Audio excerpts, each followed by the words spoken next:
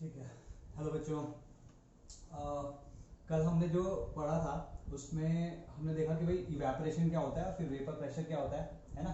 Liquid और जो vapours हैं जब वो इक्विलिब्रियम में आ जाते हैं तो उस समय जो मैक्सिमम प्रेशर होता है वेपर्स का, that is called vapour pressure. ठीक है।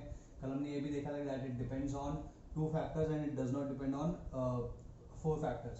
First the factors it depends upon is are nature of the liquid, ठीक है। सेकेंड टेम्परेचर, ठीक है। और जिनके ऊपर डिपेंड नहीं करता था व्हाट वर दे, तुम्हारा surface area of the liquid, ठीक है, volume of the container, shape and size of the container and amount of liquid in the container. ठीक है, ये 4 चीजों पे डिपेंड नहीं करता है। We have already done that, I am just giving you a recap. Now factors affecting vapour pressure of a liquid. ठीक है, तो फर्स्ट हमने क्या बताया, nature of the liquid, nature of a liquid, of the liquid, ठीक है, nature of the liquid. तो इसमें इस तरीके से देखो कि अगर हमारे पास 2 कंटेनर्स हैं, ठीक है, तो और इसमें हमारे पास वाटर है, ठीक है जी, और इसमें हमारे पास लेट्स से C2H5 है, C2H5OH इथाइल अल्कोहल, ठीक है। तो इनके बीच में जो इंटरेक्शंस होंगे वो H2O मॉलिक्यूल्स के बीच में होंगे, ठीक। इनके बीच में जो इंटरेक्शन होंगे वो C2H5OH मॉलिक्यूल्स के बीच में, मतलब इथाइल अल्कोहल मॉलिक्यूल्स के बीच में होंगे।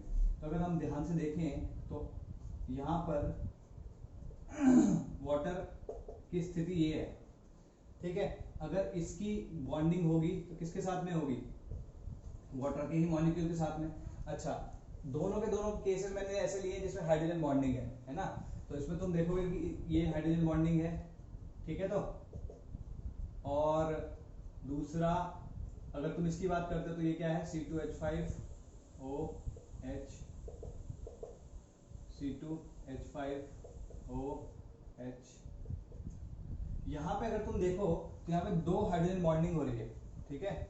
ऑक्सीजन के ये वाला मॉलिक्यूल 2 हाइड्रोजन से बॉन्ड कर पा रहे हैं। इनफैक्ट अगर जब तुमने वाटर पढ़ा होगा हाइड्रोजन वाले चैप्टर में 11th में, तब तुमने देखा होगा कि एक्चुअली में वाटर मेक्स 4 हाइड्रोजन बॉन्ड्स, ठीक है। तो 1 2 3 4, ये 4 हाइड्रोजन बॉन्ड है। हालांकि जस्ट टू कंपेयर, इसके hydrogen bond, number of hydrogen bonds in this is more than the number of hydrogen bonds in this. Simple है। सिंस ये अगर मैं लिखूं H बॉन्डिंग, ठीक है, अगर मैं सिर्फ लिखूं H बॉन्डिंग तो यहाँ पे कैसी होगी, स्ट्रॉन्ग होगी, यहाँ पे वीक होगी, ठीक है। H बॉन्डिंग क्या है एक्चुअली में, इसकी अट्रैक्टिव फोर्सेस या इंटरमॉलिक्यूलर फोर्सेस ऑफ अट्रैक्शन, ठीक। नाउ क्योंकि ये स्ट्रॉन्ग है ये वीक है, ठीक, तो इन वाटर मॉलिक्यूल्स को एक दूसरे के रिस्पेक्ट में जो फोर्स अट्रैक्टिव फोर्सेस है उनको तोड़ने में ज्यादा मेहनत लगेगी और इस अट्रैक्टिव फोर्सेस को तोड़ने में कम मेहनत लगेगी, ठीक है। क्योंकि इसको कम मेहनत लगेगी तो it is easier for this to get into the vapour state में आराम से जा सकता है ये, ठीक है। ये वाला उतनी आसानी से नहीं जा सकता, ठीक है। ये आसानी से जाएगा, ये आसानी से नहीं जाएगा, ठीक है। तो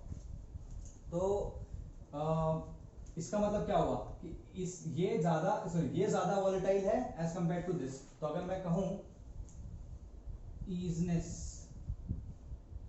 of going into vapours, easiness of going, इसकी कैसी होगी, लो होगी, ठीक है। इसकी हाई होगी, मतलब very easily it will go. या अगर मैं वोलेटाइलिटी को कह लूं इसमें, एक्सक्यूज मी, वोलेटाइलिटी को कह लूं, हाँ वोलेटाइलिटी को कह लूं तो ये लो होगी इस केस में और इस केस में हाई होगी, क्लियर है। तो हम कह सकते हैं इसका जो देखो प्योर है ना, ये प्योर लिक्विड है, तो मैं इसको इस तरीके से लिख सकता हूं, इसका और C2H5OH, इन दोनों का अगर मैं वेपर प्रेशर इस केस में कंपेयर करूं तो क्या होगा, इसका ज्यादा होगा। क्यों, क्योंकि इसके मॉलिक्यूल्स आसानी से वेपर स्टेट में जा सकते हैं। तो एक ही टेम्परेचर पे, सेम टेम्परेचर टी पे, ठीक है, सेम टेम्परेचर टी पे दोनों के दोनों का वेपर प्रेशर कंपेयर करोगे तो इसका वेपर प्रेशर ज्यादा आएगा। क्यों? क्योंकि इसके बीच में इंटरमॉलिक्यूलर फोर्स ऑफ अट्रैक्शन कम है। तो तुम ये लिख सकते हो, एक दो पॉइंट लिखो। एक तो पॉइंट ये लिखो कि weaker the AF, the easier it is for the molecules of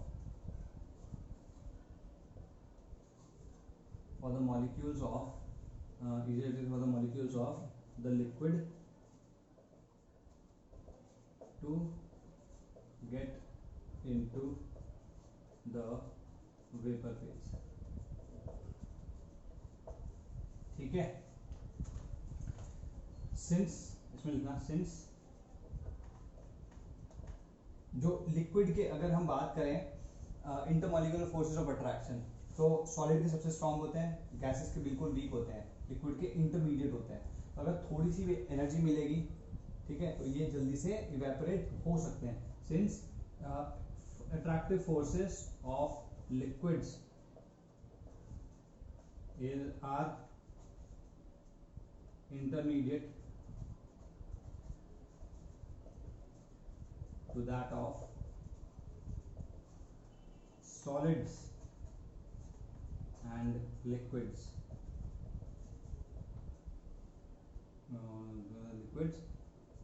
they will be able to get into vapor phase easily,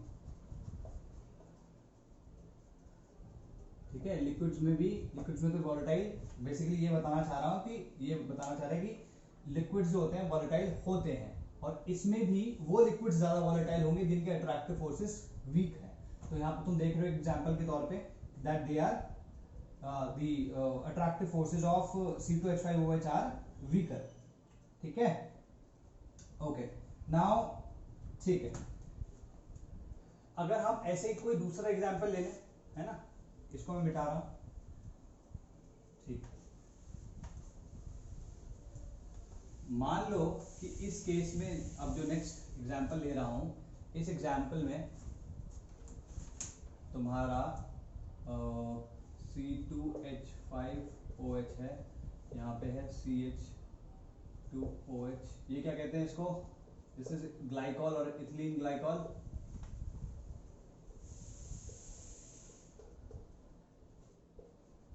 इसको क्या कहते हैं, ग्लाइसरॉल या ग्लिसरीन, ग्लाइसरॉल या ग्लिसरीन और ग्लिसरीन, ठीक है। ग्लिसरीन सबने सुना होगा, घर में मिली जाती है, ठीक है, रखते हैं लोग थोड़ा बहुत। ये है इथाइल या इथेनॉल, लिख लेते हैं सीधे सीधे, ठीक है। अगर तुम ध्यान से देखो तो स्ट्रेंथ वाइज तो ये हाइड्रोजन बॉन्डिंग सिमिलर होगी, लेकिन यहाँ पे सिर्फ एक के साथ है, यहाँ पे एक मॉलिक्यूल सिर्फ एक हाइड्रोजन बॉन्डिंग कर सकते हैं, यहाँ पे दो कर सकते हैं, तीन कर सकते हैं। तो किसकी हाइड्रोजन बॉन्डिंग यहाँ पे स्ट्रॉन्गेस्ट होगी, इसकी, ठीक है। तो अगर इसके AF इसके स्ट्रॉन्गेस्ट है, इसके वीकेस्ट है, मतलब अमंग्स दीज यार, इन तीनों में इसके वीकेस्ट है और इसका इंटरमीडिएट है, ठीक है, इंटरमीडिएट है, तो क्या होगा फिर,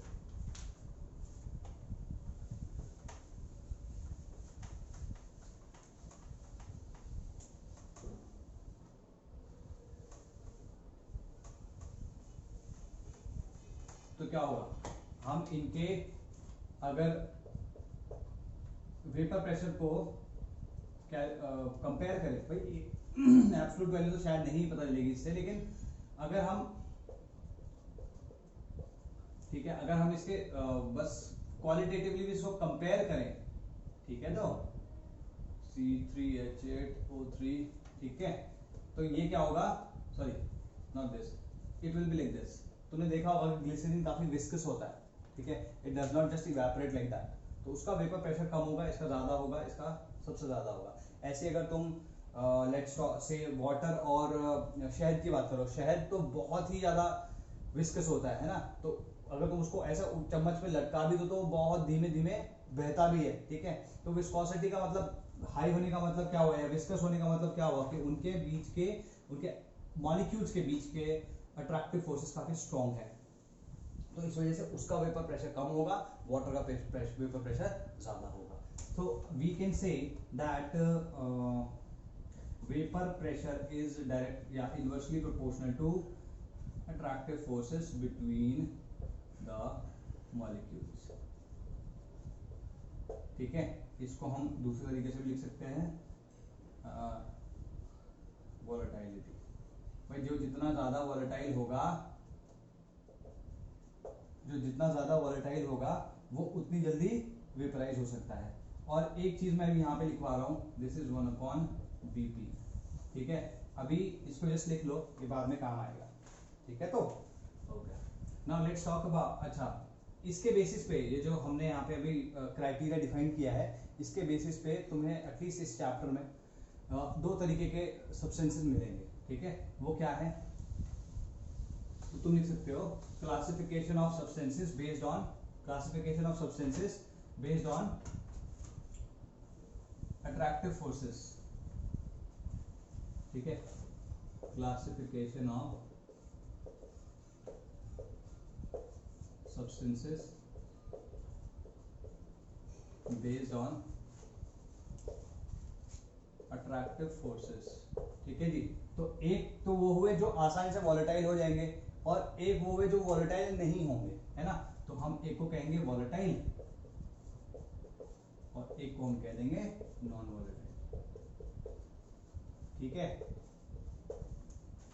एक को हम कह देंगे वॉलेटाइल और एक को नॉन वॉलेटाइल, ठीक है। तो वॉलेटाइल क्या हुआ, substances which have a definite non-zero value of non-zero vapor pressure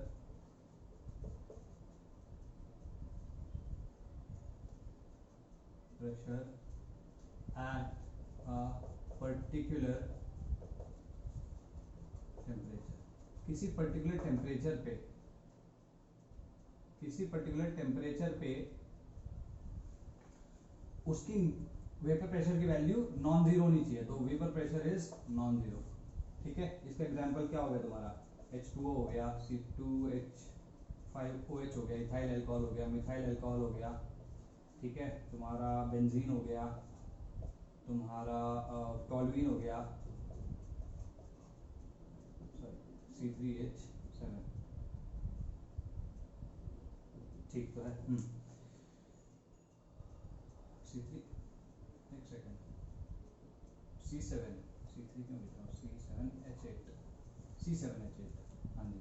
और ठीक है, तो ये एग्जांपल्स हो गए, ठीक है। अगर नॉन वोलेटाइल की बात करेंगे तो नॉन वोलेटाइल सिंपल सी है, जब इसकी नॉन जीरो है तो इसके लिए क्या होगी, सब्सटेंसेस विथ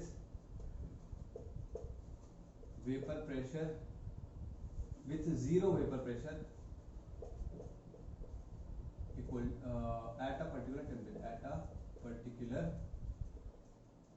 या at a given temperature, at a given temperature, किसी भी टेम्परेचर पे, कोई भी एक टेम्परेचर लो, उस पे अगर उस सब्सटेंस का वेपर प्रेशर जीरो है तो हम उसे नॉन वोलेटाइल कहेंगे, ठीक है।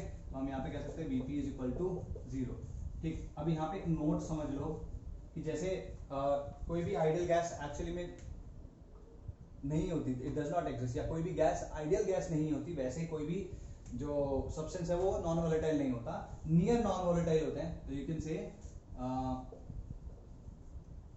none of the substances in the universe are truly non volatile, ठीक है, ये ध्यान रखना है। तो क्या करेंगे, सो we consider near non volatile substances to be non volatile। ठीक है जी, इसमें तुम्हारे सारे सॉलिड्स आ जाते हैं। क्यों? क्योंकि देखो अगर ध्यान से, जो सबसे ज्यादा स्ट्रॉन्गेस्ट अट्रैक्टिव फोर्सेस हैं वो किस में है? सॉलिड में है। ठीक, क्योंकि सॉलिड में सबसे ज्यादा अट्रैक्टिव फोर्सेस है तो उनका वेपर प्रेशर उतना ही कम होगा, कभी कभी नेग्लिजिबल भी होता है कंपैरेटिवली, तो हम उनको नॉन वोलेटाइल सब्सटेंस कह देते हैं। Example solids. ठीक है, ये समझ में आ गया ना क्यों? तो एग्जांपल क्या हो जाएंगे इसके? NaCl हो गया या यूरिया हो गया, क्योंकि इस चैप्टर में ये काफी यूज होते हैं इसलिए ये लिखवा रहा हूँ। ठीक है, NH2CO NH2, ठीक है, और ग्लूकोज हो गया C6H12O6 या फिर C12H22O11। ठीक है, तो सिंपल है। ओके, ठीक है जी, तो ये तुम्हारे classification of substance based on this. Now let's talk about the next factor. भाई दो ही फैक्टर बताए थे मैंने। एक फैक्टर तुम्हारा हो गया नेचर ऑफ द लिक्विड, वो हम देख चुके क्या होगा इसका मतलब क्या, इसका क्या फर्क पड़ेगा। दूसरा है टेम्परेचर। ठीक है, हम ऑलरेडी देख चुके हैं कि टेम्परेचर बढ़ाते हैं, ठीक है, तो वेपर प्रेशर बढ़ जाता है, ये याद होगा, क्योंकि इवेपोरेशन का रेट बढ़ जाता है। ठीक, तो जो कंडेंसेशन का रेट है, बेसिकली इसे इस तरीके समझ लो, कल हमने एक इस तरीके से एक ग्राफ देखा था, ये रेट समझ लो, ये रेट का वो है, this is RE and this is RC। ठीक है, तो और ये क्या हो गया? टाइम। टेम्परेचर कांस्टेंट है। ठीक है, ये याद होगा। अगर मान लो मैं टेम्परेचर बढ़ाया था तो रेट ऑफ इवेपोरेशन बढ़ गया, तो अब क्या होगा? एक नया लेवल पे ये जाके अपना इक्विलिब्रियम स्टैब्लिश करेगा। ठीक है, या फिर तुम इस तरीके से कह सकते हो भाई दैट Vp is equal to Kp। याद है ना Kp, और Kp क्या होता है? Kp depends only on temperature, only on temperature, therefore, है ना, Kp सिर्फ और सिर्फ टेम्परेचर पर डिपेंड करता है। तो Vp को हम कह सकते हैं Vp will increase with increase in temperature. ठीक है, हालांकि ये लिखना Vp is directly proportional to temperature गलत होगा, क्योंकि डायरेक्ट रिलेशनशिप नहीं होती है, क्योंकि डायरेक्ट रिलेशनशिप नहीं होती है। मतलब मैं ऐसे नहीं लिख सकता कि Vp is equal to Kt, ऐसे नहीं लिख सकता मैं। K मतलब कोई कांस्टेंट हो गया, Vp is directly proportional to temperature, तो this will be incorrect to write, but we can definitely write this कि Vp will increase with increase in temperature। ठीक है जी, क्लियर होगी बात? तो ये इनकरेक्ट है, ऐसे लिख के इसको काट देना और इनकरेक्ट लिख देना, इनफैक्ट मैं ही लिख देता हूं। ठीक है, ओके, बट ये सही है, ध्यान रखना, Vp will increase with increase in temperature। ठीक है, अब देखो इसका जो वेरिएशन होता है, तो वेरिएशन ऑफ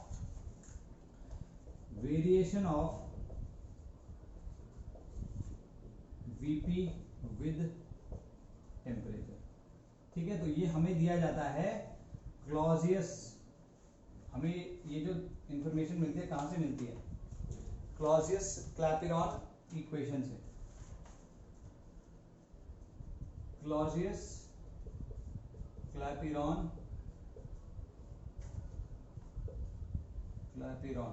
शायद एक बार स्पेलिंग चेक कर लेना, हो सकता है मैं कुछ गलत लिख रहा हूं। क्लैपेरॉन इक्वेशन, नाम यही रहेगा, क्लॉजियस क्लैपेरॉन इक्वेशन। ठीक है, दो अलग अलग है। अच्छा, ये जो इक्वेशन मैं भी यहाँ पे लिख रहा हूँ, अच्छा चलो पहले इक्वेशन लिख लेते हैं, dln Vp अपॉन dt is equal to delta H upon RT square. ठीक है, ये क्लॉजियस क्लैपेरॉन इक्वेशन है। यही इक्वेशन तुमने इक्विलिब्रियम में भी देखी होगी, जो इक्विलिब्रियम कांस्टेंट से रिलेटेड थी। ठीक है, तो अभी मैं बोल देता हूँ, लास्ट में इसको लिखवा भी देंगे कि जो ये इक्वेशन है, this equation is applicable to all those quantities which are related to equilibrium constant or are some kind of equilibrium constants. ठीक है, तो ये इक्वेशन किस किस के लिए एप्लीकेबल है, इनफैक्ट यही लिख ही देते हैं, ये इक्वेशन एप्लीकेबल है तुम्हारा केसी के लिए, केपी के लिए। अब अगर क्योंकि केपी के लिए एप्लीकेबल है तो हम देख ही चुके हैं, इक्विलिब्रियम कांस्टेंट्स थे ना केसी केपी लास्ट केमिकल इक्विलिब्रियम में, तो उन दोनों के लिए अगर एप्लीकेबल है और KP is equal to VP, तो ये वीपी के लिए भी एप्लीकेबल होनी चाहिए। इसी तरीके से तुम्हारे जो के ए होता है आयनाइजेशन कांस्टेंट ऑफ एसिड, ठीक है, ये बेस हो गया, ये सॉल्युबिलिटी प्रोडक्ट हो गया, ये हाइड्रोलिसिस हो गया और ये आयनिक प्रोडक्ट ऑफ वाटर हो गया। इन 8 क्वांटिटीज के लिए ये वाली इक्वेशन अवेलेबल एप्लीकेबल है और इससे जो मैं डिराइव करूंगा वो भी एप्लीकेबल होगी। अच्छा, अब अगर तुम ध्यान से देखो इस वाली इक्वेशन में मैं वीपी और टी के बीच में अगर कोई ग्राफ ड्रॉ करना, लेट्स से इफ आई से लेट्स से कि टेम्परेचर एंड वेपर प्रेशर, मैं इन दोनों के बीच में ग्राफ ड्रॉ करूंगा, ठीक है, तो क्या ये स्ट्रेट लाइन होगी? नहीं, it will be a curvature. ठीक है, पहली चीज तो ये समझ में आ गई। दूसरी चीज क्या समझ में आई कि भाई क्योंकि टेम्परेचर के साथ में वीपी इंक्रीज कर रहा है, तो जैसे जैसे टेम्परेचर इंक्रीज करेगा वीपी को इंक्रीज करना चाहिए, तो समवट इस तरीके का कोई ग्राफ होगा। हमें नहीं पता कि एग्जैक्ट कैसा है, लेकिन समवट इस तरीके का कोई ग्राफ होगा। और ये चीज ध्यान रखनी है दैट केमिस्ट्री में बहुत ज्यादा डिफरेंट ग्राफ्स नहीं होंगे, ठीक है, इसमें दो ही तरीके के ग्राफ्स होंगे। एक तो स्ट्रेट लाइन वाला, तुम कहीं भी देखोगे, कोई से भी चैप्टर में देखोगे, किसी भी क्वांटिटी को जब कभी भी उन्होंने डिराइव करना होता तो वो इस तरीके से कोई एक पर्टिकुलर इक्वेशन में उसको ले आते हैं, चाहे लॉग की फॉर्म में हो चाहे किसी और की फॉर्म में, कि उस वैल्यू को वो अगर प्लॉट करें, मतलब दो वैल्यूज को एक दूसरे के अगेंस्ट प्लॉट करें, तो it will give you a straight line और a simple curve, simple increasing और डिक्रीजिंग कर्व, इतना ही होता है। ठीक है, तो you need to remember that there are only 2 types of curves in chemistry, straight line और इंक्रीजिंग और डिक्रीजिंग कर्व्स। ठीक, ये तुम्हारा ये चीज क्लियर होगी। अच्छा, अब मैं इसको इंटीग्रेट कर देता हूं भाई। तो इसको इंटीग्रेट करने के लिए सबसे पहले हमें क्या करना पड़ेगा, तो D L N V P equals to delta H upon R into भाई D T upon T square, ये आ जाएगा कि नहीं आ जाएगा? अब अगर क्योंकि मुझे इसको इंटीग्रेट करना है तो मैं क्या करूंगा, यहाँ ये आ जाएगा, यहाँ पे आ जाएगा। और अभी मैं इसका इनडेफिनेट इंटीग्रल ले रहा हूँ, डेफिनेट नहीं, तो मैं इसमें कोई लिमिट्स भी पुट नहीं कर रहा हूँ। शायद अभी तक तुमने इंटीग्रेशन पढ़ा भी ना हो, लेकिन integration basically is a opposite of differentiation. ठीक है, इतना क्लियर रहना चाहिए। ओके, नाउ इसको यहाँ पे छोड़ो, इसकी बात करते हैं। देखो ये डिफरेंशिएशन हो रहा है इस चीज का और ये इसका इंटीग्रेशन है, तो ये एक तरीके से कट जाएंगे, तो यहाँ पे क्या जाएगा एल एन वी पी, तो लेफ्ट हैंड साइड पे तो एल एन वी पी आ गया। ठीक है जी, ये तो कांस्टेंट है डेल्टा एच अपॉन आर। अच्छा, डेल्टा एच कौन सा है? ये डेल्टा एच वेपराइजेशन। ठीक है, वेपराइजेशन, डेल्टा एच वेपराइजेशन का जो प्रोसेस होता है, ठीक, अपने बॉइलिंग पॉइंट पे जितनी एनर्जी एक मोल को ऑफ दैट सब्सटेंस को इवेपोरेट करने के लिए हमें देनी पड़ेगी, उसको हम कहते हैं डेल्टा एच वीपी वेपराइजेशन। ये तुमने ऑलरेडी पढ़ा हुआ है, इसकी डेफिनेशन इसलिए नहीं लिखवा रहा हूँ। अच्छा, अगर किसी को नहीं पता कि इसका क्या इंटीग्रेशन आएगा तो मैं बता देता हूँ। इसका इंटीग्रेशन आता है, या कभी भी डी एक्स और ये समझ लो X raise to N D X का अगर इंटीग्रेशन कभी भी आएगा तो it will always be this X N plus one upon N plus one, ठीक है, प्लस सी, इस तरीके से आएगा। तो अगर तुम इसकी बात करोगे तो क्या होगा, यहाँ पे T raise to minus two है, तो T raise to minus two plus one upon minus two plus one, ठीक है, प्लस सी आ जाएगा टोटल। तो अगर तुम देखो ये क्या आएगा, T raise to minus one upon minus one, तो मैं इसको लिख सकता हूँ कैसे, मैं इधर कंटिन्यू करूंगा, ये तो समझ में आ गया होगा कि क्या है। ठीक है, मैं इसको यहां मिटा देता हूं। ठीक है जी, तो हम यहां पे लिख सकते हैं L N V P equals to minus delta H vaporization upon R into one by T plus C. ठीक है जी, आज भी क्लियर, ये इससे आ चुका है। ठीक है, अब अगर तुम इसमें instead of VP ln VP का और इंस्टेड ऑफ टी 1/t का ग्राफ प्लॉट करो। तो तुम देख रहे हो कि that this is a constant. Let's say x axis पे सॉरी y एक्सिस पे ln वीपी है तो इसको y रख दिया, ये कांस्टेंट है तो इसको मैं m रख रहा हूं, और ये 1/t क्या है x एक्सिस पे तो इसको x रखा जा सकता है प्लस c। तो can you see that this is equation of a straight line. तो we can say that the graph for this will be, और इसका m this is the slope, ये पता होगा सबको, दिस इज द स्लोप। यहाँ पे क्या है ये नेगेटिव, ये पॉजिटिव होता है। अच्छा एक चीज और है, क्योंकि डेल्टा एच वेपराइजेशन समझ में आ गया, लेकिन इसका साइन क्या होगा, क्योंकि हम लिक्विड को वेपर में कन्वर्ट कर रहे हैं तो हमें एनर्जी देनी पड़ेगी। तो delta H when it is endothermic it is positive, ठीक है। तो डेल्टा एच भी पॉजिटिव होगा, आर भी पॉजिटिव होगा, तो ये ओवरऑल क्वांटिटी पॉजिटिव हुई, इसका नेगेटिव का मतलब क्या हुआ, द स्लोप इज नेगेटिव। इस केस में द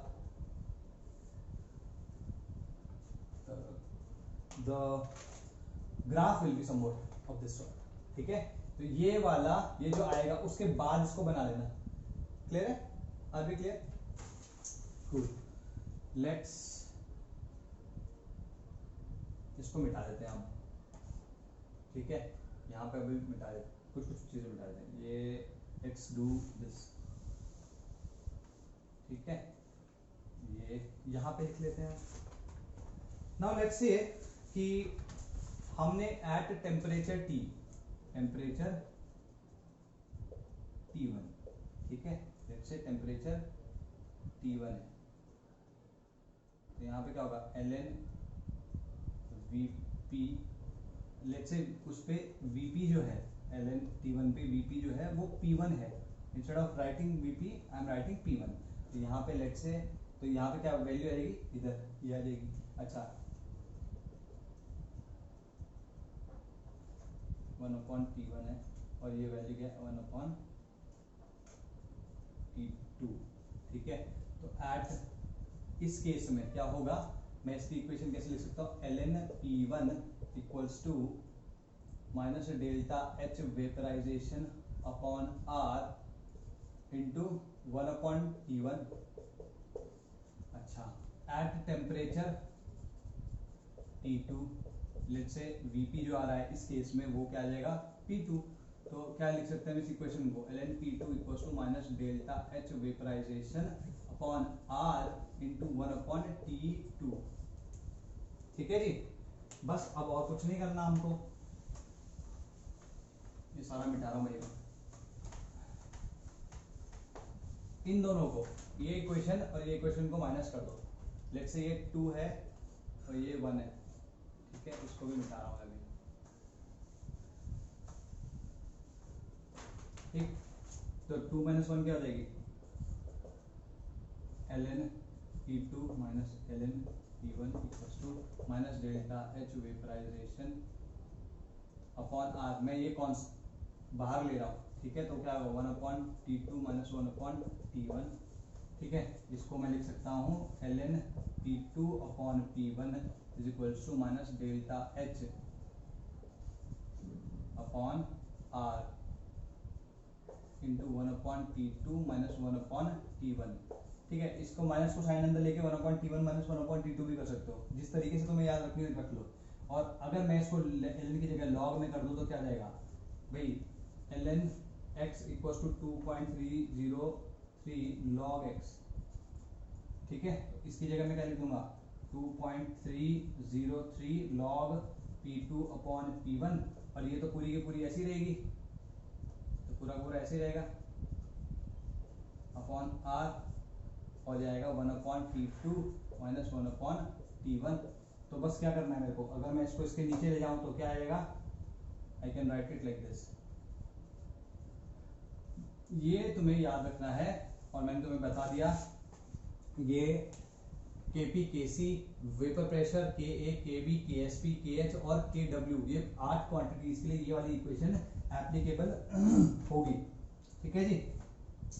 आर बी क्लियर। तो यहाँ पे दोनों फैक्टर तुम्हारे कंप्लीट होते हैं। Let me give you an example, यहाँ पे है, ठीक है। इसको मिटाता हूँ मैं, एग्जांपल लेते हैं इसका। नहीं समझ में आया होगा तो भाई पिंग करना, सिंपल था ये, कुछ भी नहीं है इसमें।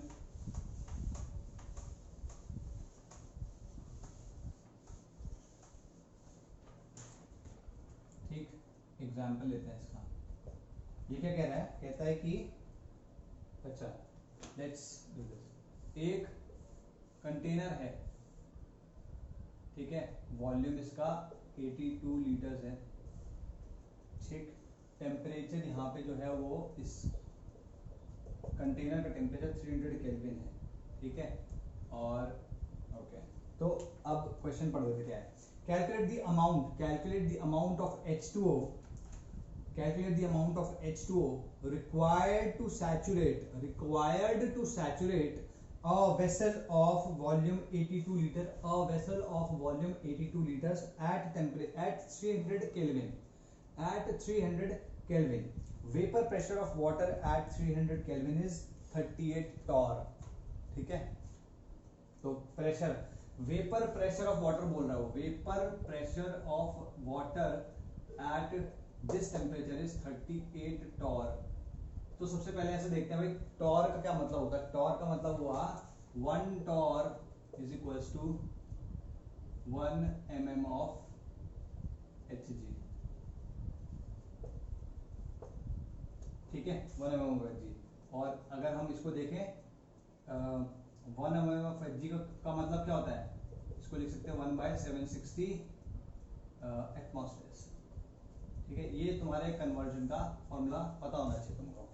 तो हालांकि अभी किस में कन्वर्ट करना है किस में नहीं करना उसकी बात छोड़ो, ये तुम्हें पता होना चाहिए। सबसे पहले इसको समझते हैं। जब ये कह रहा है सैचुरेट करना है, सैचुरेट करने का मतलब क्या हुआ, देखो जैसे मान लो मैं इसमें वाटर डालता रहूं और इस टेम्परेचर पे वाटर जो है वो वेपराइज होता रहे, तो क्या हमेशा मतलब मैं कितना भी अमाउंट ऑफ वाटर इसमें डाल दूंगा तो क्या वो सारा का सारा वेपर में चला जाएगा? नहीं, एक पॉइंट आएगा, मतलब जैसे मान लो मैंने इसमें 1 ग्राम डाला, 1 ग्राम डालूंगा तो क्या हो जाएगा, 1 ग्राम डालने पे ये इवेपोरेट हो जाएगा पूरा का पूरा। मान लो ऐसा होता है, 2 ग्राम डालने पे भी इवेपोरेट हो गया, 3 ग्राम डालने पे भी इवेपोरेट हो गया। लेट्स से 5 ग्राम मैंने डाले तब जाके पूरा का पूरा इवेपोरेट हुआ, और अगर मैंने 5 ग्राम से थोड़ा सा भी ज्यादा डाला तो मुझे वाटर की यहाँ पे कुछ बूंदे दिखने लगी।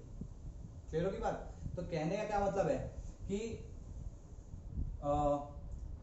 वेपर्स है जो वाटर के वो फॉर्म होते रहे, ठीक, और जब उन्होंने जितना उस वॉल्यूम के अंदर वेपर्स आ सकते थे वाटर के वो आ गए, ठीक, उसके बाद अगर मैंने और उसमें इंट्रोड्यूस किया, ठीक है, और इंट्रोड्यूस किया वाटर वेपर्स तो वो कंडेंस होने लगे। क्लियर होगी बात? Then there was water vapours and liquid water there, दोनों चीजें थी। तो जब ये कह रहा है amount of H2O required to saturate this much volume at this temperature, sorry at this temperature, तो इसका मतलब ये हुआ कि वहां पर सिर्फ और सिर्फ वेपर्स हैं, ठीक है। मिनिमम भाई अमाउंट पूछ रहे हैं कि उसको सैचुरेट करना है, उससे ज्यादा भी हो सकता है, क्योंकि अगर इस अमाउंट से मैं ज्यादा रखता हूं तो बाकी जो, इसको इस तरीके से समझो यार, थोड़ा सा समझाने में क्लैरिटी नहीं आ रही है।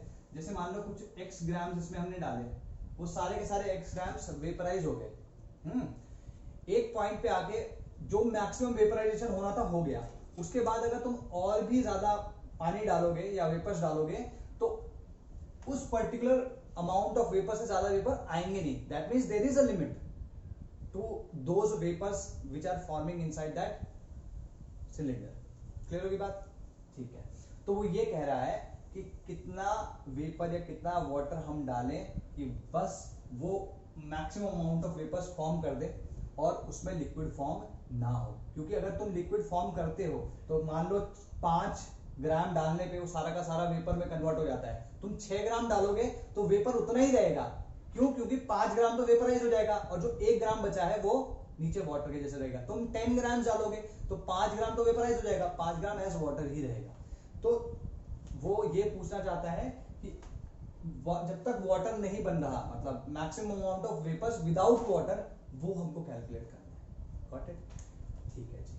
अब ये कह रहा है कि इस टेम्परेचर पे जो मैक्सिमम अमाउंट ऑफ वेपर्स इसमें है उनका प्रेशर ये है, ठीक है, 38 टॉर। इसका क्या मतलब हुआ? इसका मतलब ये हुआ, यूं समझो कि हमने देखा था कि वाटर या जो भी लिक्विड है वो इवेपोरेट होता है। एक पॉइंट आता है जब वो maximum amount of that liquid is in the vapour state, उसके बाद तुम और कितना भी डाल लो उससे ज्यादा वेपर्स नहीं आ सकते। तो उस पॉइंट पे जो वेपर्स का प्रेशर होता है that is called the vapour pressure of that liquid. तो यहां पर मान लो हमने x ग्राम्स डाले हैं, ठीक है, या w ग्राम्स डाले हैं, ठीक है, w ग्राम्स ऑफ H2O हमने डाला है और वो सारा का सारा वेपर में कन्वर्ट हो गया। तो ये जो w ग्राम हमने डाला है इसका प्रेशर जो वेपर प्रेशर होगा that will be 38 torr. Clear होगी बात? That means pressure equals to 38, pressure of the vapours is 38 torr या 38 अपॉन 760 एटमॉस्फेयर। ठीक है, इसको करके देखोगे तो 1/20 आ जाएगा। ठीक, वॉल्यूम कितनी है इसमें 82 लीटर्स। ठीक है, टेम्परेचर कितना है 300 केल्विन। आर हमारा क्या होगा इसमें, क्योंकि लीटर और एटमॉस्फेयर में है तो 0.0821 नहीं ले रहा क्योंकि यहाँ पे दिया है, इसके अकॉर्डिंग इतना लेगा। ठीक है, तो तुम देख रहे हो क्योंकि यहाँ पे कोई लिक्विड नहीं है, पूरी की पूरी वॉल्यूम जो है वो वेपर्स के लिए अवेलेबल है। That means we can use ideal gas equation. तो PV इक्वल्स टू nRT। तो P क्या है यहाँ पे 1/20 इंटू V क्या है 82 इक्वल्स टू N। N यहाँ पे क्या है, वाटर है ना, सब्सटेंस वाटर है, और हमने उसमें W ग्राम्स लिए तो W अपॉन 18 इतने मोल्स हो जाएंगे। N is the moles into N are the moles, और R क्या है यहाँ पे 0.082 इंटू 300। ठीक है, तो अगर तुम ध्यान से देखो तो हम क्या लिख सकते हैं, W is equals to 1/20 into 82 into 18 upon 0.082 into 300। ठीक है, तो अगर तुम ध्यान से देखो तो इसको काटेंगे इससे तो क्या आ जाएगा 1000 आएगा कि नहीं, इसको 3 लेके आना पड़ेगा। तो 1 2 3 ये कट गया, ये कितना आएगा 3 और 2 6, यहाँ पे कितना आ जाएगा ये 18/6, 18/6 कितना आ गया 3 ग्राम्स। तो मिनिमम हमको 3 ग्राम डालना पड़ेगा ताकि वो पूरा का पूरा वेपराइज हो जाए और जो मैक्सिमम वेपर प्रेशर उस टेम्परेचर पे हो सकता था वो आ जाए। ठीक है, हम 3 की जगह 4 डालेंगे ना तो भी सिर्फ 3 ग्राम ही उसमें से इवेपोरेट होगा, 1 ग्राम रह जाएगा नीचे, और वेपर प्रेशर भी 38 टॉर रहेगा। तो जब ये कह रहा है calculate the amount of H2O, ठीक, तो हम जो मिनिमम अमाउंट है जिसको डालने पे ये कंडीशन पूरी हो जाएगी हम उसकी बात करेंगे, हम उससे ज्यादा के लिए। ठीक है, तो आंसर तो 4 5 10 भी हो सकता है लेकिन मिनिमम हमें जानना है। I think this question makes it clear. ठीक है, लेट्स डू अनदर क्वेश्चन। इसमें कुछ छूटा तो नहीं। ठीक है, इसी वाले क्वेश्चन में इस बार मैंने क्या किया 5 ग्राम ऑफ वाटर डाल दिया। I put 5 grams of water. तो मैं क्वेश्चन पढ़ रहा हूं, देखो 5 gram of water is introduced in this vessel. 5 grams of water is introduced in this vessel which was evacuated, which was under vacuum initially। मतलब शुरुआत में जब हमने वाटर इंट्रोड्यूस किया तो उस वक्त उसमें अंदर वैक्यूम था, कोई और गैस नहीं थी। ठीक है, then percent of water which will vaporize, then percent of water which will vaporize. Simple सी बात है। ठीक है, इसको कैसे करेंगे, देखो अगर मैंने 5 ग्राम डाला, ठीक है, इस तरीके से देखते हैं इसको। लेट्स से हमने बिल्कुल शुरुआत में 5 ग्राम डाल दिया और बाद में हमारे पास बचा x ग्राम्स। ठीक है, तो इसका मतलब 5 माइनस x ग्राम क्या कर गया होगा, इवेपोरेट कर गया होगा। अच्छा, जब हमने कहा कि maximum minimum water which needs to be put into the vessel in these conditions so that it saturates the volume, the whole volume of the container, तो वो 3 ग्राम आया था। अब मैंने उसके बाद भी कहा अगर 4 ग्राम डालूंगा तो उसमें से भी 3 ग्राम ही ऊपर जाएगा, बाकी 1 ग्राम रह जाएगा। तो 5 अगर डालूंगा तो उसमें क्या होगा, इसमें से भी 3, 5 minus x will be equal to 3 only, तो x equal to 2 ग्राम। इसमें से भी 3 ग्राम ही ऊपर जाएगा, 2 ग्राम रह जाएगा। क्लियर होगी बात। तो देयरफॉर परसेंटेज ऑफ, क्या पूछा था इसने, percentage of water which will vaporise, जो वेपराइज हो जाएगी वो परसेंटेज क्या होगी, तो परसेंटेज ऑफ H2O वेपराइज्ड कितना होगा 3, 3 तो जो वेपराइज होगी 5 इंटू 100 दिस 60%, सिंपल है ना। ठीक है, अगर मान लो ये हाइट को पूछ रहा होता, मान लो ये कहता कि ये हाइट H1 है और ये वाली हाइट जो है वो H2 है, ठीक है, तो इसकी वॉल्यूम को कैसे, इसके मास को मैं कैसे कैलकुलेट करता, H1 इंटू A, पहली बात तो ये है H1 और H2 में H1 will be higher than H2, high ना, क्यों, क्योंकि मास इसमें वाटर का ज्यादा था और इस केस में कम था, ये क्लियर है, ठीक है जी। तो मास की अगर मैं बात करूं तो मास क्या होगा इसका, volume H1 into area, cross sectional area, ठीक है, इंटू इसकी डेंसिटी, तो volume into density equals to mass, ये किसका हो गया, ये 5 ग्राम से इक्वल हो गया, ठीक है। H2 into same area A into density rho equals to 2 grams, ठीक है। तो अगर हम ध्यान से देखें तो ये कट गया, ये भी कट गया, तो H1 upon H2 is equals to 5 by, simple enough, ठीक है जी। तो ये चीज क्लियर होनी चाहिए कि जब इक्विलिब्रियम, ये समझ लो कि हमने वेपर डाले, सॉरी वाटर डाला, तो एक कंडीशन ये आ सकती है जिसमें सिर्फ पूरा का पूरा इवेपोरेट हो जाए, लेकिन एक पॉइंट आएगा जिसके बाद जो मैक्सिमम वेपर्स हो सकते थे उस वॉल्यूम के अंदर वो आ चुके होंगे, उसके बाद अगर तुम फर्दर H2O उसमें इंट्रोड्यूस करोगे या फर्दर लिक्विड उसमें इंट्रोड्यूस करोगे, तो that will always remain as liquid, extra will always remain as a liquid, and there will be some kind of there will be an equilibrium between this liquid and its vapors. Got it? Okay, so I think we are done over here. Cool. ठीक है, तो अब हम बात करते हैं एक नई चीज की, नई क्या मतलब एक नेक्स्ट चीज की इसी में, which is called bubble point, and another thing is called dew point. ठीक है जी।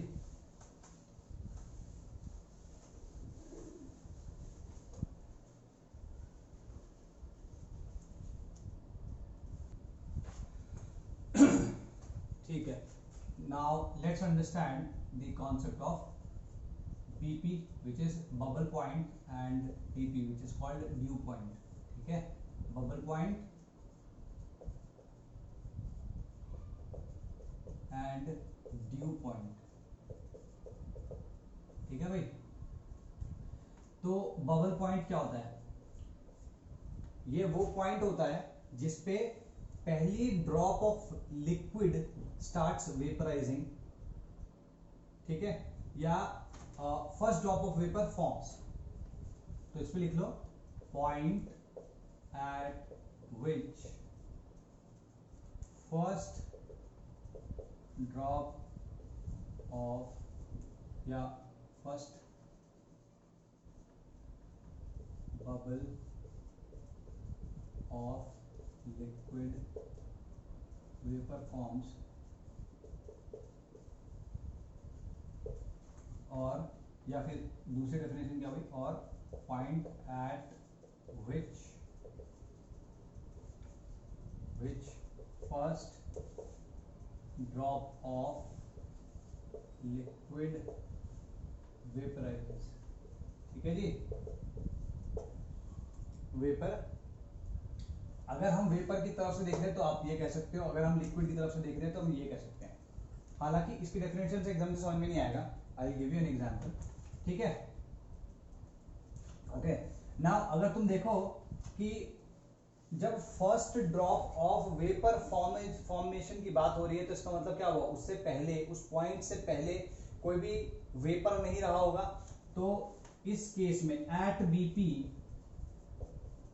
ठीक है, liquid will be majority, major और मेजॉरिटी में होगा बेसिकली, ठीक है, out of the two this will be, और जो उसका वेपर होगा वो माइनर या नेग्लिजिबल कह सकते हो, नेग्लिजिबल ही होगा क्योंकि पहला वाला, पहली ड्रॉप फॉर्म हो रही है, पहला वेपर फॉर्म हो रहा है अभी, first bubble of vapour is forming.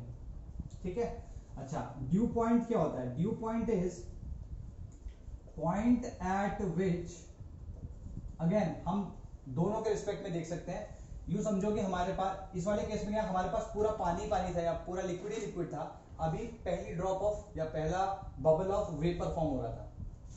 इस केस में हमारे पास वेपर ही वेपर है, उसमें से कुछ वेपर्स कंडेंस हो रहे हैं। ठीक है, point at which first drop of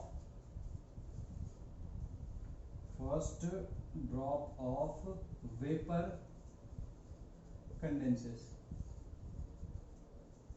ठीक है जी, ये तो हमने वेपर के तरफ से देखा। मान लो कोई ऐसी सिचुएशन हो जिसमें लिक्विड वेपराइज कर रहा है और जो लास्ट ड्रॉप ऑफ लिक्विड है वो अभी वेपराइज होनी बाकी है या हो रही है, उस मोमेंट में हम उसको उस रिस्पेक्ट में या लिक्विड के रिस्पेक्ट में कह सकते हैं point at which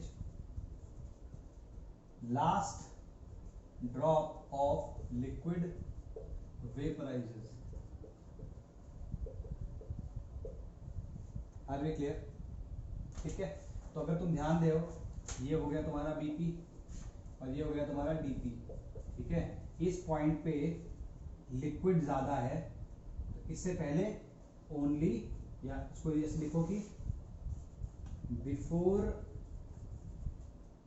BP only liquid present is present.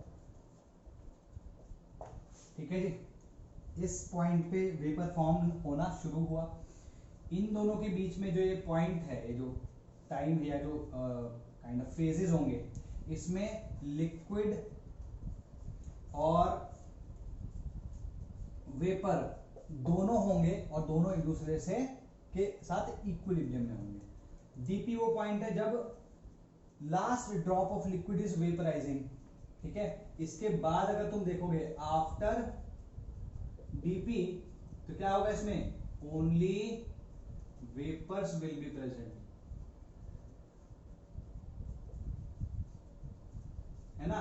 तो इससे पहले सिर्फ और सिर्फ लिक्विड है, इसके बाद में सिर्फ और सिर्फ वेपर है। इन दोनों के बीच में ही लिक्विड वेपर इक्विलिब्रियम एग्जिस्ट करेगा। व्हाट इट इसी में, या मतलब इसी पॉइंट पे वेपर लिक्विड वेपर, इन्हीं के बीच में लिक्विड वेपर इक्विलिब्रियम एग्जिस्ट करेगा।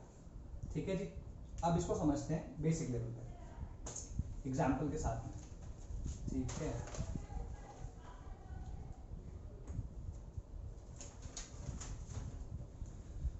ओके ठीक है जी, let's do take an example.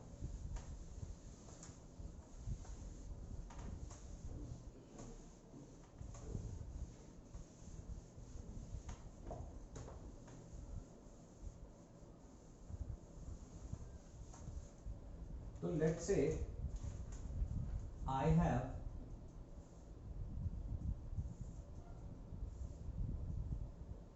a vessel,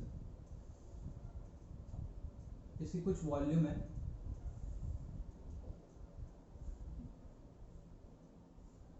और मैंने इसके ऊपर ना इसके ऊपर मैंने एक पिस्टन रख दिया है। ठीक है, पिस्टन, और फिर क्या किया मैंने, इसके अंदर एक लिक्विड भर दिया। ठीक है, और लिक्विड कहाँ है? पूरा एकदम टॉप तक, बिल्कुल इसके मुंह तक। The piston is touching the liquid, there is no space between the liquid and the piston. ये वो केस है। ठीक है जी,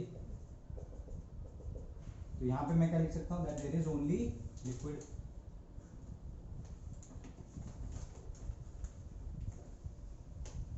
ठीक है, ओनली लिक्विड। ठीक है, तो तुम यहां पे देख रहे हो, ध्यान से देखो कि ओनली लिक्विड है। ये कौन सी वाली कंडीशन हुई? ये बिफोर बीपी वाली कंडीशन हुई, है ना, बिफोर बीपी वाली कंडीशन हुई। ठीक है, ओके।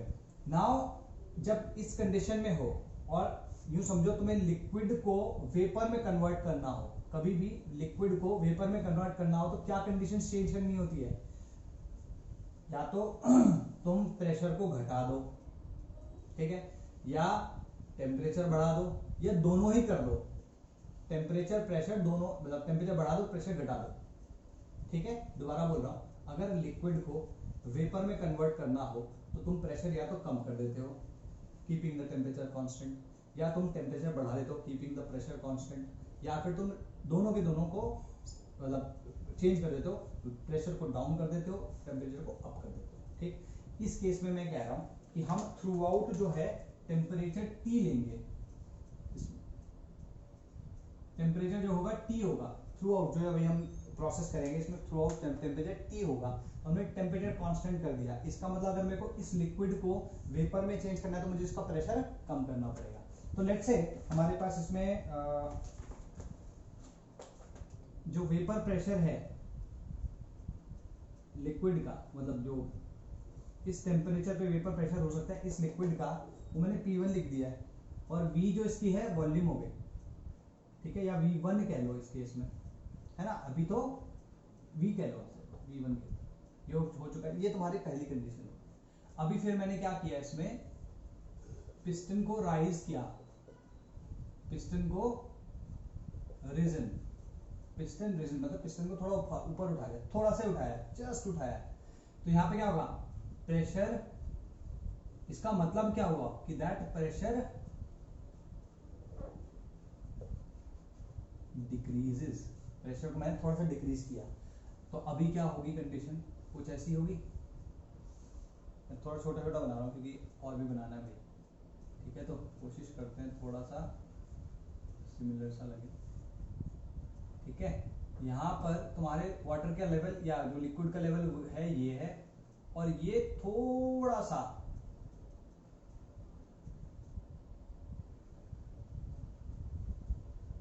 ये जो थोड़ी सी वॉल्यूम है, let's say this volume is V1,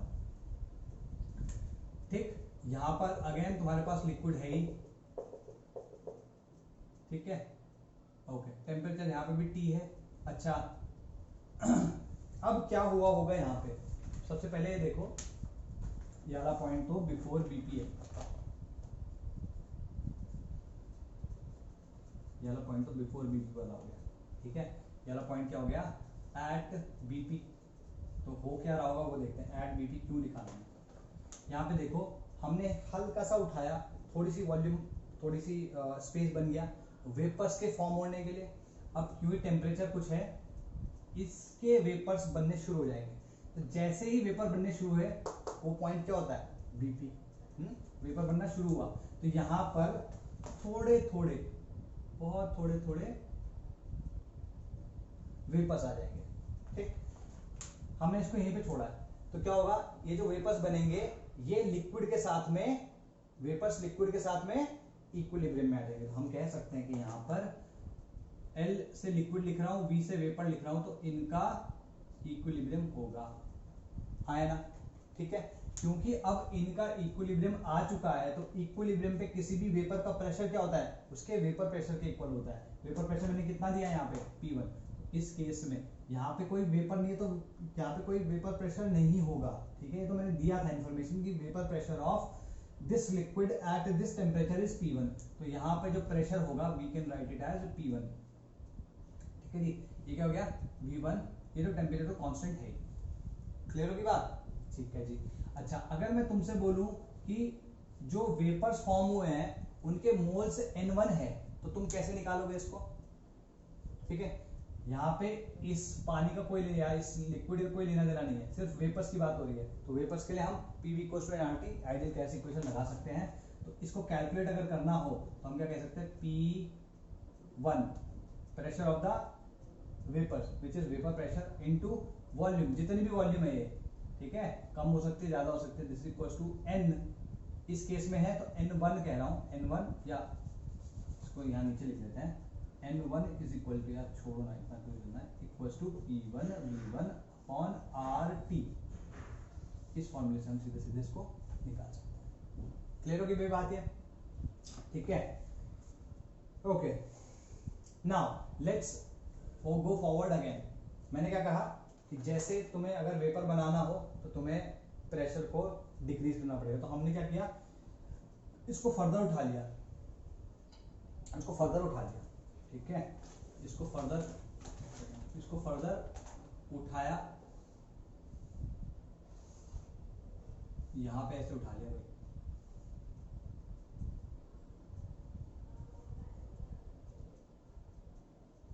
ठीक है जी। यहां पे तुम्हारे पास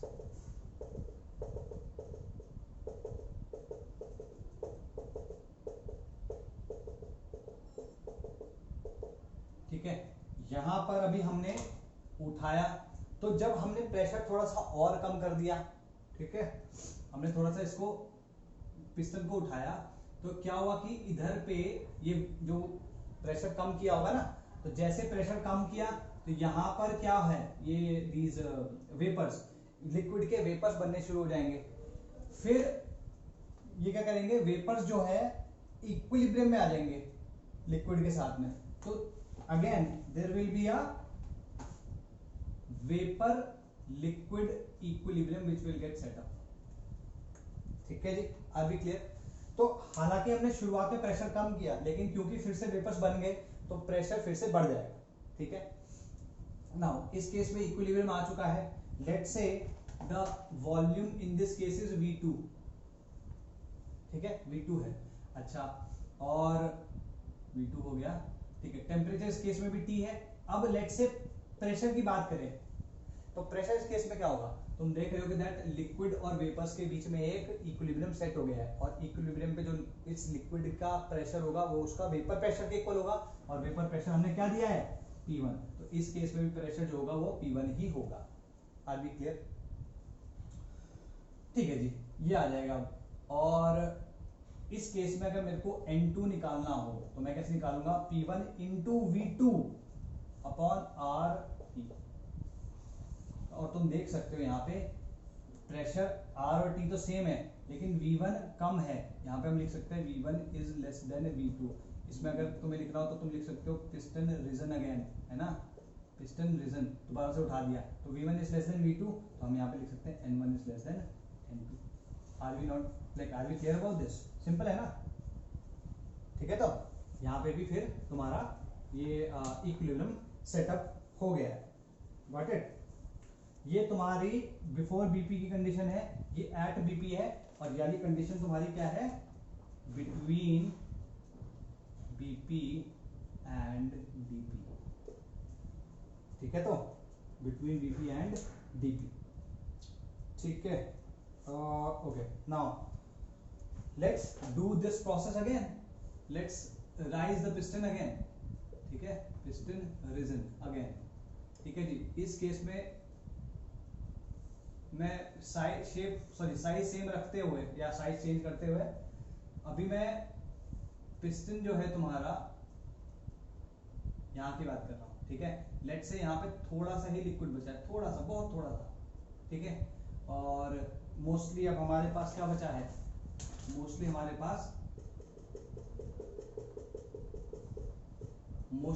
पास सिर्फ वेपर्स ही बचे हैं। तो तुम समझ गए होगे कि मैं कौन सी कंडीशन की बात कर रहा हूं, मैं उस कंडीशन की बात कर रहा हूं जब last of the liquid is getting converted into the vapour, and this point is called DP. तो दिस पर्टिकुलर कंडीशन जो ये सिचुएशन मैं दे रहा हूं ये डीपी वाली कंडीशन है, ठीक है। तो ओके, नाउ इस केस में क्या होगा, इस केस में भी there will be an equilibrium, क्योंकि यहाँ पे वेपर्स हैं और यहाँ कुछ ना कुछ लिक्विड तो है ही, थोड़ा सा भी हो, ठीक है, 0.1 मिलीग्राम भी हो तो भी चलेगा, तो यहाँ पे क्या है, देयर इज एन इक्विलिब्रियम, ठीक है जी।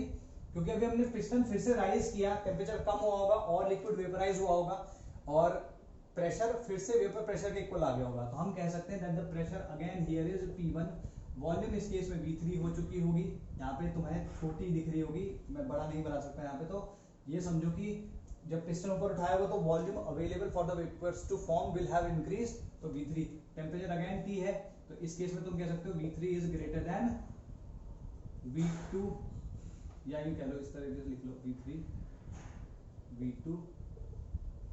ठीक है जी, आर बी क्लियर। तो अब तुम इस केस में चाहे देखो N3 मान लो, N3 मोल्स हैं वॉट ये लिक्विड के इस वेपर फेज में, तो तुम क्या लिख सकते हो, क्योंकि प्रेशर तो सेम है, तो P1 into V3 upon RT। Clear है, सिंपल इनफ। ओके ठीक है जी, ये तुम्हारा डीपी हो गया, गॉट इट। अब और तो कुछ नहीं बचा, हाँ जी ठीक है। और अगर मान लो अब भी हम इसके पिस्टन को ऊपर उठा ले तो क्या होगा, फर्दर क्या होगा, जितना पानी बचा हुआ है वो भी इवेपोरेट हो जाएगा। ठीक है जी, तो ये लास्ट वाला जो स्टेप है वो हो गया तुम्हारा ये, जिसमें अगर मैं इसके पिस्टन को उठा दूं तो क्या होगा, यहाँ पे सिर्फ और सिर्फ वेपर्स बचेंगे।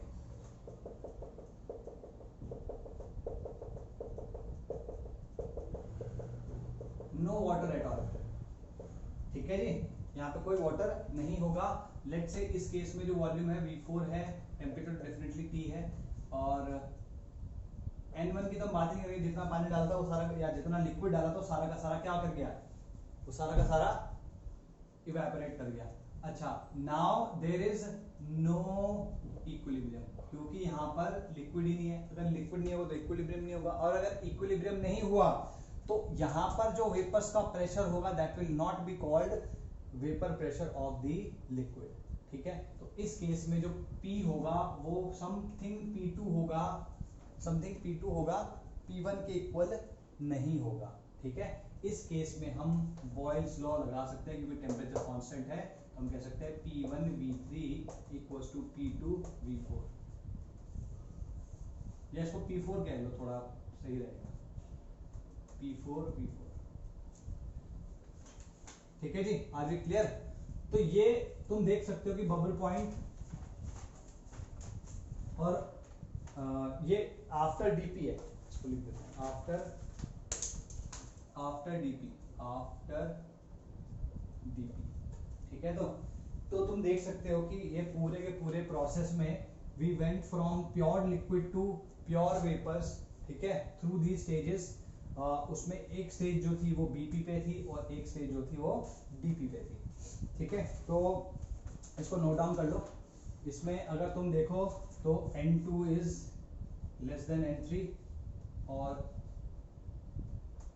N3 लेस देन N4 कहना इनकरेक्ट होगा, क्योंकि बिल थोड़ा सही था यहाँ पे। ठीक है, लास्ट ड्रॉप थी तो ऑलमोस्ट इक्वल कह सकते हैं, तो उसको नहीं लिखो, बेटर रहेगा। बट ये दोनों चीजें तो फॉर श्योर ट्रू है। ठीक है जी, ओके नाउ ओके, अगर मैं इसका ग्राफ प्लॉट करता हूं कभी भी, जब सिर्फ और सिर्फ वेपर्स है, ठीक है, और हमने टेम्परेचर कांस्टेंट रखते हुए प्रेशर या वॉल्यूम चेंज की है, तो हम जब भी ग्राफ देखते हैं इसका कैसा होता है, प्रेशर वॉल्यूम ग्राफ कैसा होता है, it is a rectangular hyperbola, क्योंकि PV इक्वल्स टू कांस्टेंट होता है, रेक्टेंगुलर हाइपरबोला होता है। लेकिन अगर मैं इस पूरे के पूरे मामले के लिए, PV का ग्राफ बनाऊंगा तो कैसे होगा, ध्यान से देखो, इसको ऐसे समझो, कोशिश करना कि एक साथ बना सको। यहाँ पे अगर तुम देखो, लेट से ये P1 प्रेशर है, ठीक है, तो क्या हुआ, P1 प्रेशर यहाँ पे भी था, यहाँ पे तो चलो जो यहाँ रखना था उतना आ गया। ये P1, तो ये कांस्टेंट रहा एक पॉइंट तक। ठीक है, ये पॉइंट क्या था तुम्हारा, BP, क्योंकि यहाँ पे वॉल्यूम क्या है, V इक्वल्स टू, ये 0 था, ओरिजिन है, this is volume, V equals to 0 थी यहाँ पे। ठीक है, प्रेशर हमने P1 लिया, दिस इज कॉल्ड BP। मैंने इस वाले का नहीं बनाया, इस वाले का बना रहा हूँ। ठीक है, यहाँ से शुरू करो। ठीक, ये BP तुम्हारा ये वाला पॉइंट हो गया। ठीक है, इस पे वॉल्यूम 0 है। अब pressure has not change but volume is increasing, volume increase करती जा रही है, प्रेशर सेम है, तो प्रेशर यहाँ तक सेम रहा। ये पॉइंट क्या है तुम्हारा, DP पे क्या है, DP पे वॉल्यूम प्रेशर एक पॉइंट तक रहा, उसके बाद जाके सिर्फ और सिर्फ वेपर्स रह गए। तो सिर्फ और सिर्फ वेपर्स रह गए तो हमारी ये वाली कंडीशन आ गई, और इस कंडीशन में हमने क्या कहा था, how will the variation of pressure and volume will be, it will be a rectangular hyperbola. तो जो ग्राफ आएगा इस पूरे के पूरे प्रोसेस का वो ऐसा होगा, this will B BP, this will B DP। ठीक है, गॉट इट। तो ये बना लो, ठीक। इस पे कुछ क्वेश्चन कर लेते हैं, पानी भी नहीं आ रहा, ठीक है। Okay, let's do some questions. ठीक है, जो मैं मिटा रहा हूँ इसको, कुछ नहीं अगर समझ में आया हो तो you can give me a ping on WhatsApp, ठीक है। डू लेट मी नो कि इसमें कुछ ऐसा हो जो शायद समझ में ना आया। कुछ क्वेश्चंस तो मैं करा देता हूँ, जेई में भी इसका एक क्वेश्चन आया है रिसेंटली, तो बताते हैं, जरा क्वेश्चंस कराते हैं।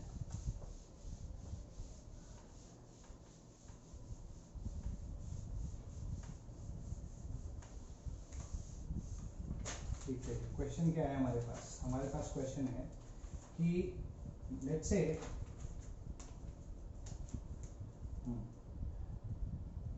हमारे पास एक कंटेनर है, ठीक है जी, इसकी वॉल्यूम है 5 लीटर्स, ठीक, ओके। अच्छा, इसमें सिर्फ और सिर्फ वेपर्स हैं, ओनली वेपर्स, ठीक है, ओनली वेपर्स, सिर्फ और सिर्फ वेपर्स हैं। इन वेपर्स का जो वेपर प्रेशर है दैट इज, या वेपर प्रेशर नहीं कहना चाहिए, इसका जो प्रेशर है that is P1 equals to 700 torr, 700 torr, ठीक है जी। अब हमने क्या किया, हमने एक बड़ा वेसल ले लिया, ठीक है, 20 लीटर्स का, और हमने इन सारे के सारे वेपर्स को यहाँ पे ट्रांसफर कर दिया, ठीक है जी। अब इसका प्रेशर P2 हो गया, तो ये प्रेशर कितना हो, ठीक है। वैसे सुन के क्या लग रहा हो कि सर वेपर्स को कैसे ट्रांसफर, क्या है, तो इसको सिंपली ऐसे देखो ना भाई कि ओनली वेपर्स मतलब बेसिकली गैस, वेपर्स मतलब इन केस दिस कंसीडर कर सकते हो that it is gas only. तो गैसियस मॉलिक्यूल्स ही तो है इसमें, तो गैस की वॉल्यूम थी V, कंटेनर की वॉल्यूम, गैस की वॉल्यूम थी V, और प्रेशर था P या V1 P1 कह लो। अब हमने उसके वॉल्यूम को बढ़ा दिया, तो प्रेशर कैसे निकालोगे, टेम्परेचर कांस्टेंट है ना, तो P1 V1 equals to P2 V2, यहाँ पे कोई लिक्विड है ही नहीं, तो it will behave purely like a gas. तो यहाँ पे P1 V1 क्या जाएगा 700 टॉर। जरूरी नहीं है कि तुम टॉर को चेंज करो एटमॉस्फेयर में, क्योंकि उसने प्रेशर मांगा है, तो कोई जरूरी नहीं है कि तुम उसको एटमॉस्फेयर में ही दो, टॉर में भी दे सकते हो, डिपेंडिंग ऑन कि तुम्हें वहां जो ऑप्शंस दिए हैं वो क्या है। तो 700 इंटू 5 इक्वल्स टू x या P2 इंटू 20, तो क्या जाएगा P2 इक्वल्स टू 700 अपॉन 4, कितना आएगा ये 175 टॉर, ठीक है जी। आर बी क्लियर, सिंपल ना। तो जब सिर्फ वेपर्स थे तो यहाँ पे simple they behave like a gas and we used Boyle's. Let's do another question.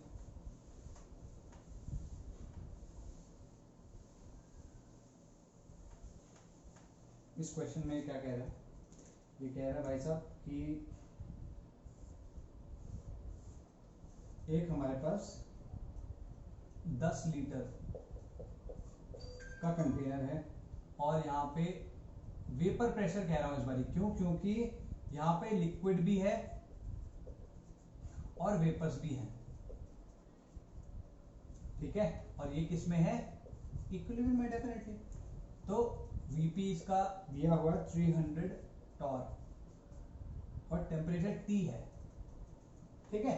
ये कह रहा है कि हमने ये पूरा का पूरा जो लिक्विड और वेपर का जो सिस्टम है, we transferred this into volume of 5 litres and at temperature T only, what will be the what will be the pressure now, P2 क्या होगा। इसमें भी क्या है भाई, लिक्विड और वेपर है, टेम्परेचर सेम है, हमने इस वॉल्यूम में डाल दिया, तो क्या हुआ, लिक्विड यहाँ पे रहेगा which will be in equilibrium with the vapors। इसका मतलब क्या हुआ, जब इक्विलिब्रियम है तो प्रेशर क्या होगा, वेपर प्रेशर के इक्वल में, तो जब टेम्परेचर सेम है तो वेपर प्रेशर चेंज हो ही नहीं सकता, वेपर प्रेशर भी सेम होगा, तो P2 will be equal to 300 torr only. Are be clear, ये ध्यान रखना है, ठीक है जी। Okay, let's do another question. ठीक है, लेट्स डू अनदर क्वेश्चन। ये समझ में आया ना, सिंपल सी बात है। जब वेपर प्रेशर का वेपर लिक्विड का इक्विलिब्रियम है तो जो वेपर्स का प्रेशर रहेगा वो वेपर प्रेशर के इक्वल रहेगा। यहाँ पे भी वेपर और लिक्विड का इक्विलिब्रियम है, यहाँ पे भी वेपर और लिक्विड का इक्विलिब्रियम है, और यहाँ पर वेपर प्रेशर होगा, यहाँ पर भी वेपर प्रेशर होगा। क्योंकि टेम्परेचर दोनों केस में सेम है तो वेपर प्रेशर चेंज होगा ही नहीं। तो इसमें जो वेपर प्रेशर होगा वही वेपर प्रेशर इस केस में भी होगा। ठीक है जी। Now another question. ये क्वेश्चन क्या है, इसमें ये कह रहा है भाई साहब कि हमने N2 लिया, ठीक है, उसमें वाटर डाल दिया थोड़ा सा, तो ठीक, और टेम्परेचर कोई T रखा है, वॉल्यूम हमारी 15 लीटर्स ही है, ठीक। इनिशियली जो हमारे पास प्रेशर है दैट इज 780 टॉर, ये इसने कहा है, ठीक है। साथ में इसने हमें बोल दिया Vp, या इस तरीके से लिख लेते हैं P0 H2O। ये समझ में आ रहा है ना, vapour pressure of H2O in pure form is 50 torr, ठीक है। इसको ये एक्वस टेंशन के हिसाब से भी, नाम से भी बोल सकता था 50 टॉर। अगर मान लो यहाँ पे एक्वस टेंशन लिखा आता तो तुम कहते कि हाँ इसका vapour pressure at whatever temperature कुछ दिया है क्या, एट व्हाटएवर टेम्परेचर, जो भी टेम्परेचर इस पे दिया है उस पे इसका एक्वस टेंशन 50 टॉर है। सिंपल सी बात है। तो यहाँ पे देखो होगा क्या, यहाँ पे वाटर है और N2 है, तो वाटर के कुछ वेपर्स भी तो होंगे, तो H2O वेपर्स भी तो होंगे यहाँ पे, है ना। Are we clear? इसके बीच में क्या होगा, इक्विलिब्रियम, ठीक है। अब इन्होंने क्या कहा, हमने again what we did is basically we transferred all this, इसमें भी ट्रांसफर था, इसमें भी transferred all this to a container of volume 5 litres.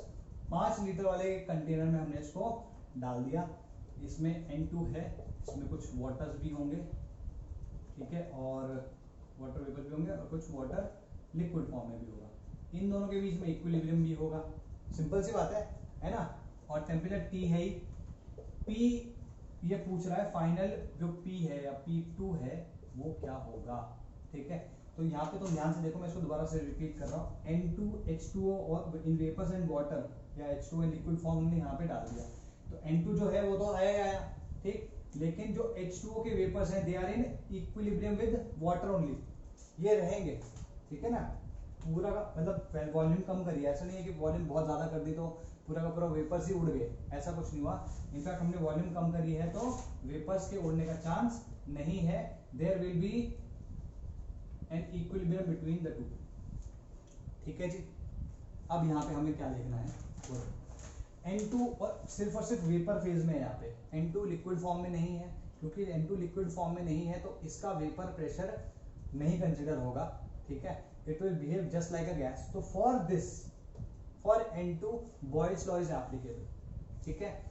और H2 और वाटर के बीच में इक्विलिब्रियम है, तो यहाँ पे जो वाटर का प्रेशर होगा, वाटर वेपर्स का प्रेशर होगा वो इसके वेपर प्रेशर के इक्वल होगा। यहाँ पर भी क्योंकि टेम्परेचर सेम है तो यहाँ पर भी जो वाटर के वेपर्स का प्रेशर होगा वो उसके वेपर प्रेशर के इक्वल होगा। Are be clear? सिंपल था, है ना। तो हम कह सकते हैं दैट इस केस में, सब फर्स्ट केस में P(N2) is equal to P total, P total कितना दिया है 780 टॉर माइनस P0 H2O, ये कह सकते नहीं कह सकते हम, ये क्या जाएगा 780 minus 50 torr, sorry equal to कितना आएगा 730 टॉर,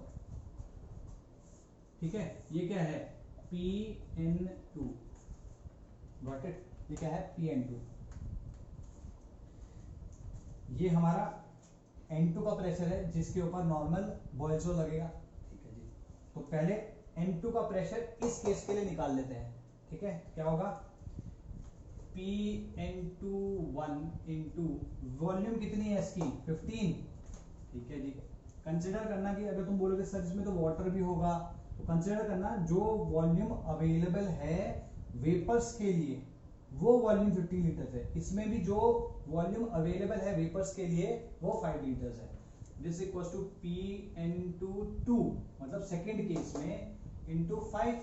अगर तुम ध्यान से देखो ये कितना है 730 into 15 into P N two two into 5, ठीक है। तो P N two two will be equal to 730 into 15 upon 5 3, this will equal to 2190 torr. तो N2 का प्रेशर जो हो चुका है इसमें वो 2190 टॉर आ चुका है, ठीक है जी। ओके, नाउ वाटर के वेपर्स का क्या प्रेशर होगा भाई, इस केस में जो प्रेशर था वही उस केस में भी रहेगा, वो चेंज नहीं होगा क्योंकि टेम्परेचर हैज नॉट चेंज। तो ये जो P नॉट H2O वो दिया है 50 टॉर, वो यहाँ पे भी 50 टॉर रहेगा। तो हम कह सकते हैं P not H2O will be equals to 50। तो P टोटल कितना हो जाएगा 50 प्लस दिस, तो 2240 टॉर। Are be clear? तो इस तरीके से ये कैलकुलेट कर सकते हो। 2 टोटल प्रेशर इज 2240, ठीक है। कितना टाइम हुआ?